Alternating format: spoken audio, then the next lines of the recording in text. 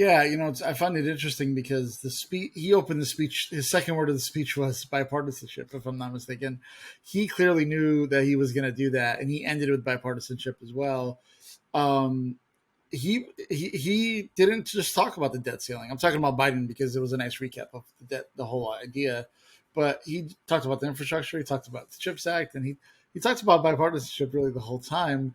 And I think that was just a nod to people to say it wasn't like, oh, who doubted me, screw off. It wasn't that. I think it was a nod to say, hey, you guys voted for normal. You guys voted for me to just to have a sense of normalcy.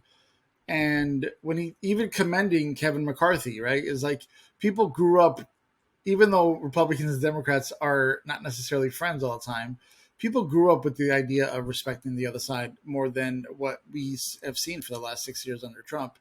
So I think Biden played that perfectly. I think it's to say he even talked about some of the bills or some of the function of the bill, but really it was about, hey, we're normal. We can't do this. We can't be a country that continues to use these type of things for political gain. So I thought it was a very well speech. As far as the whole debt ceiling, when it was first passed, McCarthy took a victory lap, and I think he tried to get out there first to set the tone and set the narrative.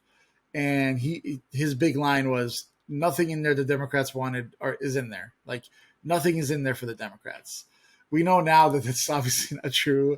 And Hakeem got something that he wanted, and Biden got at least at minimum, nothing was cut. So I guess my biggest observation over the last remember, John, we recorded last week and it was the news broke the next day that they had a deal, and it just took, obviously Biden's going to sign it when we're recording this tomorrow.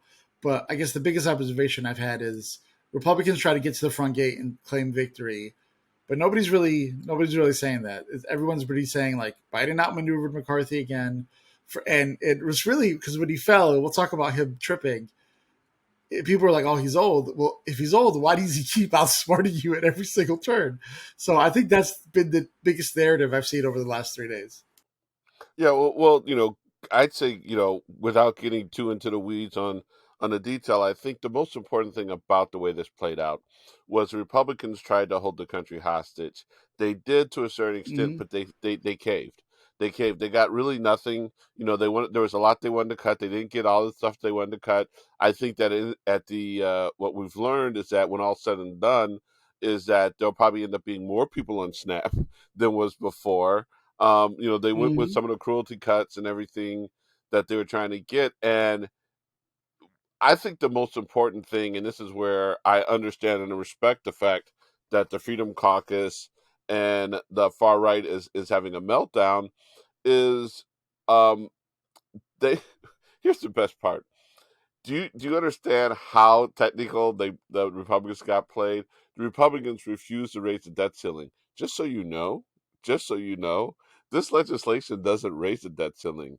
This legislation suspends the debt ceiling for 2 years. So they can say they got that, but realistically, it's for 2 years. This means that you can't use this hostage. You can't have this as a hostage again for 2 years, and hopefully in 2 years the Democrats will be back in control.